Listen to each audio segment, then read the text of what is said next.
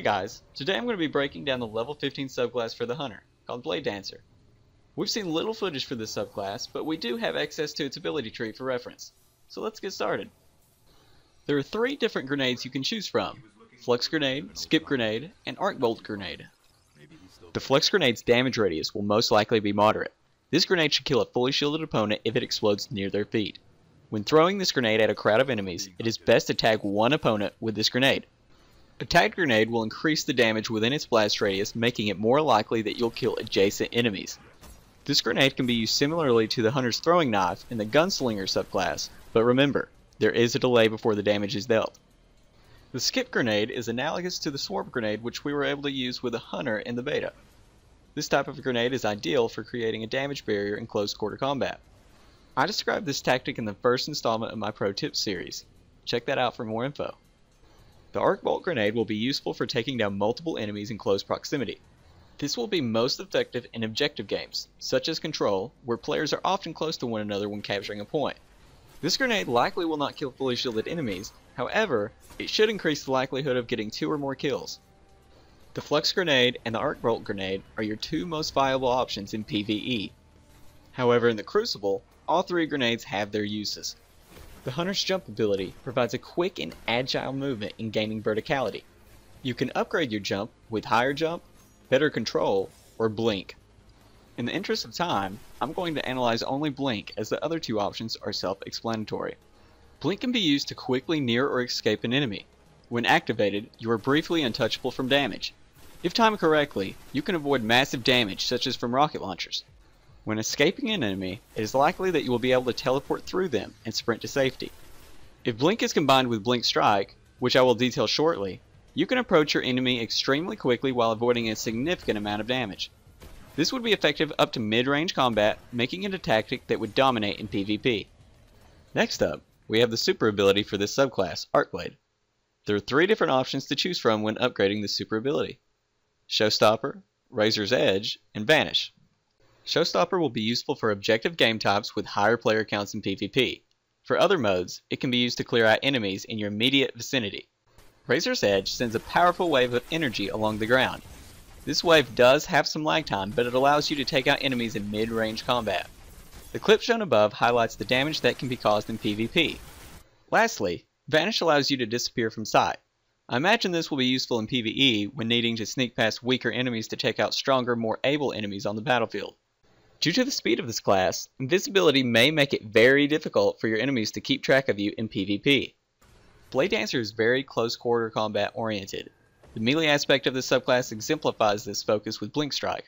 Blink Strike has 3 possible upgrades: Backstab, Escape Artist, and Fast Twitch. Like Blink, Blink Strike allows you to disappear, thereby avoiding incoming damage briefly. If Backstab turns out to be a one-hit kill, this will be highly useful for PvP.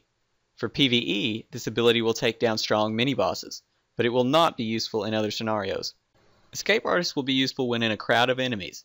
This will be useful in all modes, especially when combined with training focused on high recovery, such as Way of the Nomad. Upon getting a kill while under continuous fire, retreating is made easier. Higher recovery lets you return to the battlefield fully shielded. Lastly, Fast Twitch reduces the cooldown of Blink Strike. I believe this will be the most useful in PvP. Extended Melee capitalizes on the surprise factor in close quarter combat. Popping out of cover and using this ability will often catch your opponent off guard. For PvE, Vanish will be the most useful for heated battles. I won't be covering training focus, these 2 columns shown here, because these are preferential. But it's important to remember that this subclass shines when entering and exiting combat quickly. Now we're on to the passive bonuses. We have Fleet-Footed, Quick Draw, and Shadowjack. You're allowed to choose one of the 3 for your build. Fleet-Footed allows you to cover ground quickly. Sliding allows you to evade a significant amount of incoming damage, and this would be further enhanced with an increased distance, making it ideal for closing in on an enemy fast or fleeing to safety. This ability will be useful in objective games where respawn times are increased. Quick Draw will be highly useful when combined with Blink Strike and a shotgun. This combination will make it very likely that you will get a lightning fast kill with a high surprise factor. This tactic will be very useful in all modes, but especially in PvP. Shadowjack will further enhance your evasiveness when invisible. In other words, you'll be able to enter and exit combat with a higher degree of stealth. The last column is another passive ability set. We have Encore, Stalker, and Hungering Blade. Encore will be useful for waves of enemies in PvE. Because this ability shines with more opponents, it will not be as beneficial to use in PvP. Stalker will likely allow you to camp if you time it correctly. However, this ability is intended to be used upon clearing out one or more enemies. Incoming enemies will likely not see you, giving you the chance for your shields to fully recharge. Hungering Blade increases your health at a moderate rate upon getting kills. This is useful for close quarter combat scenarios. While it will work decently in all modes, it will be especially useful for clearing out a short wave of enemies with moderate defenses.